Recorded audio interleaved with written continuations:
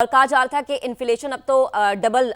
Figure میں داخل ہو گیا تو آنے والا وقت زیادہ خراب ہو سکتا ہے، لیکن شکر ہے کہ یہ آبنہ ہرمز کھل گئی ہے۔ سر مزید جو پوائنٹ تھا یورینیم افزودگی کا، اس پر بھی ایران مان چکا ہے بقول امریکی میڈیا کے۔ اب پیچھے کیا چیز رہ گئی؟ باقاعدہ اعلان؟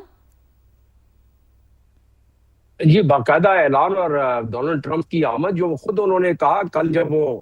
ہیلی کاپٹر میں چڑھ رہے تھے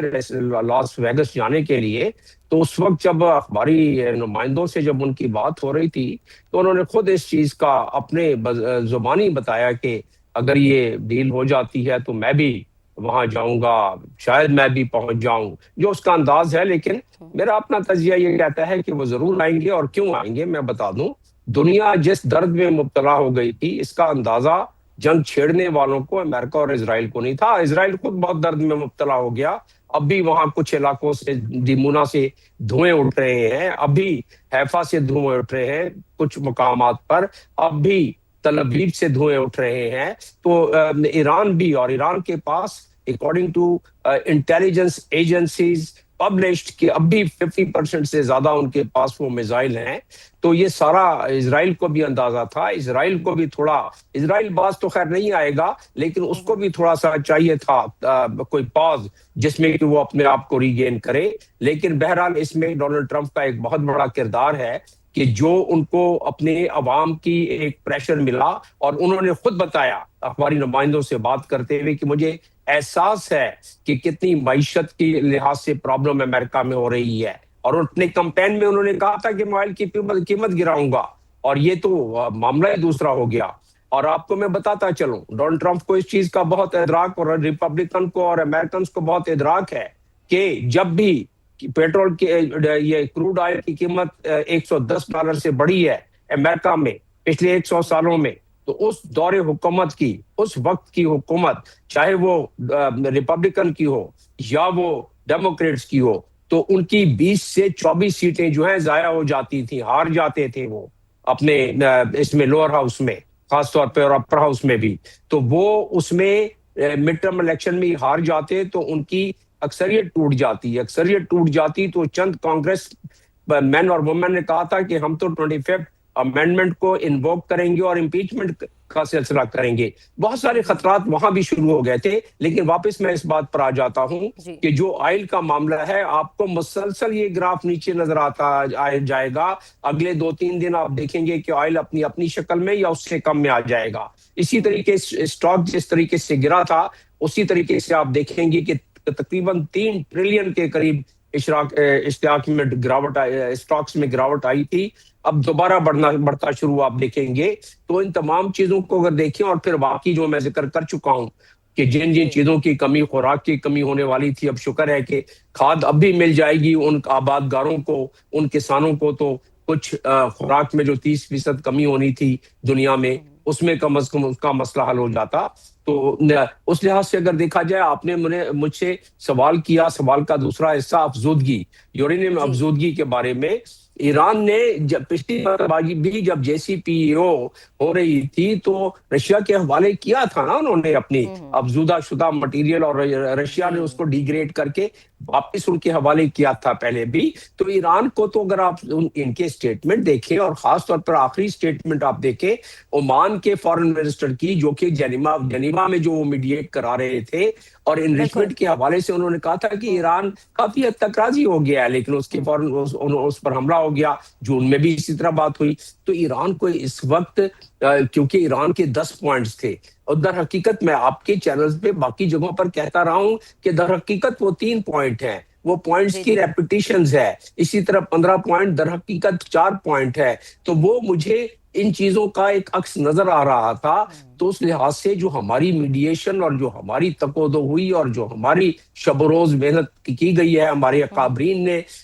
عسکری اکابرین نے، اور ہمارے سیاسی اکابرین نے، اور خاص طور پر سر فہرست آف کورس یہ بہت ضروری ہے مینشن کرنا کہ فیلڈ مارشل سید عاصم منیر صاحب، ان کا اس معاملے میں ایران میں جانا، دس از اے چینج، گیم چینجر اس وقت ثابت ہو رہا ہے ایران میں جانا۔ دیکھیں کہ ایک ملک جسے جنگ زدہ قرار دیا گیا ہو، جہاں کی ایئر بیسز فعال ہی نہ ہو، وہاں پر ہمارے فیلڈ مارشل جا رہے ہیں اور صرف ثالثی ہماری اس حد تک نہیں بلکہ ہم وہاں پر ملاقاتیں کر رہے ہیں، ہمارے وزیر اعظم دوسرے ممالک میں ملاقاتیں کر رہے ہیں، ہماری کوشش یہی ہے کہ ہم ٹیبل ٹاک کے ذریعے معاملات کو حل کرائیں۔ جمیل صاحب ایک اور اس میں پوائنٹ بڑا اہم ہے کہ لبنان میں جنگ بندی کے بعد ہم نے آبنۂ ہرمز کھولی ہے۔ عباس عراقچی نے اپنے ٹویٹ میں یہ بات مینشن کی ہے، بڑا کنسرن ایران ڈے ون سے ہے لبنان کو لے کر، سر اس پہ بھی ذرا روشنی ڈالیے گا۔ دیکھیں اب 10 پوائنٹ جو ایران نے دیے تھے ہمیں اور ہم نے امریکہ کو دیے، اور 15 پوائنٹ امریکہ نے جو دیے تھے ہمیں وہ ہم نے ایران کو دیے، اور اس میں فائن ٹیوننگ ہم نے کروائی۔ ہمارے جو اس وقت ملٹری ڈپلومیسی اور ٹریڈیشنل ڈپلومیسی کے تحت جو شٹل ڈپلومیسی آپ دیکھیں تو اس میں ایران کا پہلا نقطہ اگر آپ دیکھیں نکال کے اپنے ریسرچرز کو کہیں تو انہوں نے ذکر ہی کیا تھا کہ عراق، لبنان اور یمن میں جنگ کا مکمل خاتمہ، یہ کہا تھا۔ اور پھر اس جو اسلام آباد میں میٹنگ ہوئی اس میں بھی اس کا ذکر بار بار آیا، تو وہ نیتن یاہو اس پر تیار نہیں تھے۔ اور یہ امریکہ پر اگر معاشی دباؤ نہ پڑتا، اپنے عوام کا دباؤ نہ پڑتا،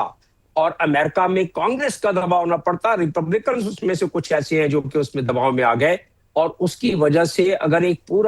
فضا نہیں بنتی تو اسرائیلی لابی کے خلاف پہلی مرتبہ امریکہ میں ان جلسوں میں نعرے لگے ہیں، اور اس لحاظ سے جو پاپولیرٹی کم ہوئی ہے اسرائیل کے جو پہلے فیور میں 67% 1923 میں تھے لوگ، اب وہ 23 سے 25% کے قریب رہ گئے۔ تو اسرائیل کو بھی اس چیز کا، اسرائیلی لابی خاص طور پر امریکہ میں، اس کو بھی اس چیز کا ادراک، تو ان تمام چیزوں کا اگر ذہن میں اپنے احاطہ کریں تو ہمیں بات سمجھ آتی ہے کہ اس وقت یہ فضا پاکستان نے تو خیر ان تمام ڈاٹس کو بھی جوڑا ہوگا، لیکن ساتھ ساتھ جو ایفرٹ کی تو یقیناً وہ ساروں کو ایک نجات کا راستہ ملا، ساروں کو ایک فیس سیونگ کا راستہ ملا، اور یہی ہم چاہتے تھے۔ یہی اچھی سفارتکاری ہے کہ وہ ون ون گیم کے طور پر بالکل اب ڈاکٹر صاحب، ایران بھی یہ تو کہہ سکتا ہے امریکہ اسی دن سے چاہ رہا تھا نا کہ ایک سیف ایگزٹ مجھے مل جائے، جب ہمارے وزیر اعظم نے ٹویٹ کیا تھا اور کہا تھا سیز فائر ہونا چاہیے، غالباً 15 دنوں کے حوالے سے جب بات کی گئی تھی تبھی امریکہ یہ چاہ رہا تھا کہ ایک سیف ایگزٹ مجھے ملے۔ اب دو ممالک ایسے ہیں جو کہ خطے میں اور پوری دنیا میں امن کو قائم نہیں رہنے دیتے۔ آپ سمجھ گئے ہوں گے کہ میں بات کر رہی ہوں بھارت کی، اور میں بات کر رہی ہوں بھارت کے فادر لینڈ یعنی اسرائیل کی۔ تو بڑی پازیٹیو خبریں آ رہی ہیں، بڑی پازیٹیوٹی ہو رہی ہے، اور اچھی بات ہے کہ ڈیولپمنٹ پازیٹیو ہی ہونی چاہیے۔ اب اس میں کیا دونوں ممالک کی طرف سے کوئی شرارت کی جا سکتی ہے؟ اس بات کو بھی ہمیں مد نظر رکھنا ہوگا۔ نہیں، اسرائیل کا میں آپ کو بتاؤں کہ ریجیم چینج وہ کروا رہے تھے ایران کی، نوٹ کر لیں آپ اپنے چینل پر، جی اسرائیل میں الیکشن ہو رہے ہیں نومبر میں، وہ ریجیم چینج تو ادھر ہونے لگی ہے۔ نیتن یاہو نے کیا کمایا، کیا کھویا، کیا پایا، میں بتا دیتا ہوں آپ کو۔ جو میں آپ کو بتا رہا تھا کہ وہاں جو شہروں میں دھوئیں ابھی تک اٹھ رہے ہیں، کبھی اسرائیل نے سوچا تھا؟ نیتن یاہو تو اپنے قوم کو کہتا تھا، وہ کہتا تھا کہ آپ کو تو ہم نے آئرن ڈوم دیا ہوا ہے، ہم تو دنیا کی مضبوط ترین، ہمارے پاس ایئر ڈیفنس سسٹم ہے، ہمارے ایئر ڈیفنس سسٹم کو تو کوئی نہ میزائل، نہ کوئی بم، نہ کوئی اور چیر کے باہر نکل سکتا ہے اور ہماری طرف آ سکتا ہے۔ تو وہ غریب جن کی کہ صرف 70 لاکھ کی 7 ملین کی ان کی آبادی ہے، 70 لاکھ کی یہودیوں کی، باقی اس میں 20 لاکھ